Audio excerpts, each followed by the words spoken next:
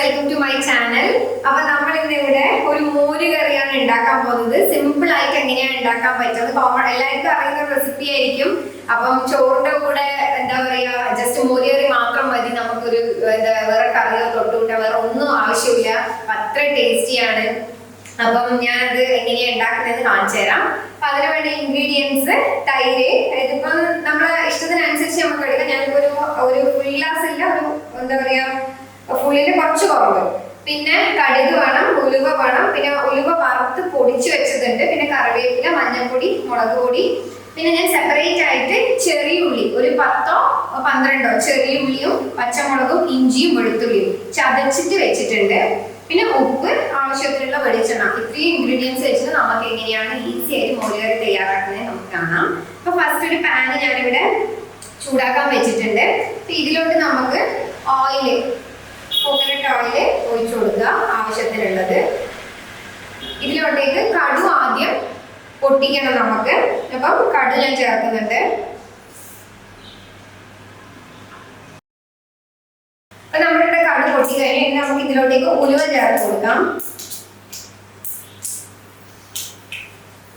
അപ്പൊ ഉലുവ ജസ്റ്റ് ഒന്ന് മൂത്ത് തുടങ്ങുമ്പോൾ നമ്മൾ ചതച്ച് വെച്ച ഈ ഇഞ്ചി, വെളുത്തുള്ളി, ചെറിയുള്ളി, പച്ചമുളക് ഈ ഒരു മിക്സും കൂടി നമുക്ക് ഇതിലോട്ടേക്ക് ആഡ് ചെയ്ത് കൊടുക്കാം.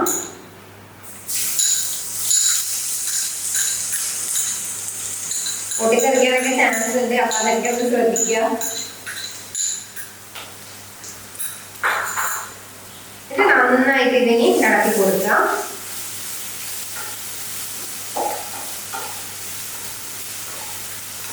അപ്പൊ ഇതൊന്ന് കുറച്ചൊന്ന് മൂത്ത് വരണം, ബ്രൗൺ ആയി വരണം.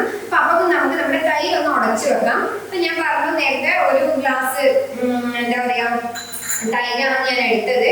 അപ്പൊ ഇതിനെ ഞാൻ ഒരു ബൗളിലേക്ക് മാറ്റാണ്.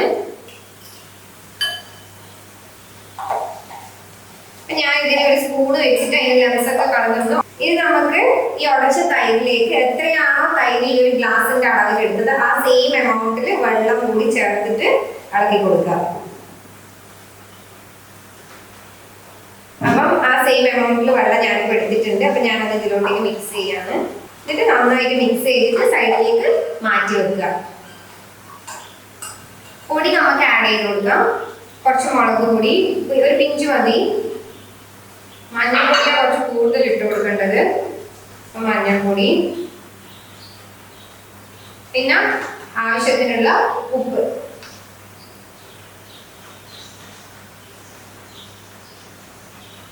നന്നായിട്ട് ഇളക്കി കൊടുക്കാം. അപ്പൊ നമുക്കിനി കുറച്ച് കറിവേപ്പില ഇട്ട് കൊടുക്കാം ഫൈനലായിട്ട്.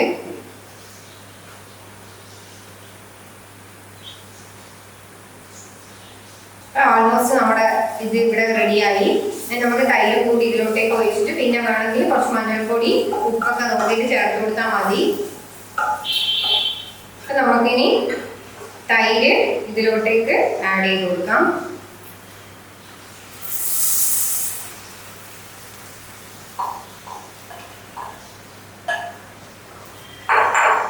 തൈര് ആഡ് ചെയ്ത് കൊടുക്കുന്ന ടൈം എല്ലാം സിമ്പിൾ തന്നെ ഇടുക, തീ കൂട്ടരുത്. തിളച്ച് കഴിഞ്ഞാൽ ഇത് പിരിഞ്ഞ് ഇതായി പോവും, പൊട്ടിപ്പോവും.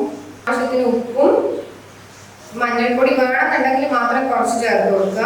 അപ്പോൾ ഞാൻ തീ ഓഫ് ചെയ്തിട്ടുണ്ട്. മോര് കറി ഇവിടെ റെഡി. ഇനി ഫൈനൽ ഇതെന്ന് പറയുന്ന പോലെ ഇതാണ് ആക്ച്വലി ഇതിന്റെ സീക്രട്ട് ഇൻഗ്രീഡിയൻറ്റ്. ഉലുവ വറുത്തിട്ട് പൊടിച്ചെടുത്തതാണിത്.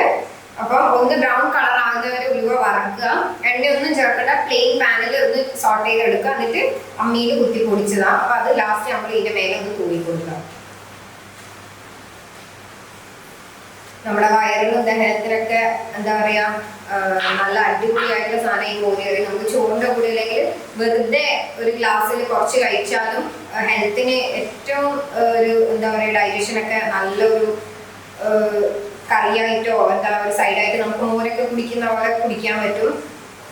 അപ്പൊ നമ്മുടെ കറി ഇവിടെ റെഡി ആയിട്ടുണ്ട്. അപ്പൊ എപ്പോഴും പറയുന്നത് പോലെ എല്ലാവരും ട്രൈ ചെയ്തിട്ടുണ്ടാവും. എന്നാലും ഒന്ന് ട്രൈ ചെയ്ത് നോക്കുക. ചെയ്യാത്തവരുണ്ടെങ്കിൽ ലൈക്ക് ചെയ്യുക, ഷെയർ ചെയ്യുക, സബ്സ്ക്രൈബ് ചെയ്യുക. അപ്പൊ അടുത്ത വീഡിയോയിൽ കാണുന്നത് വരെ ബൈ.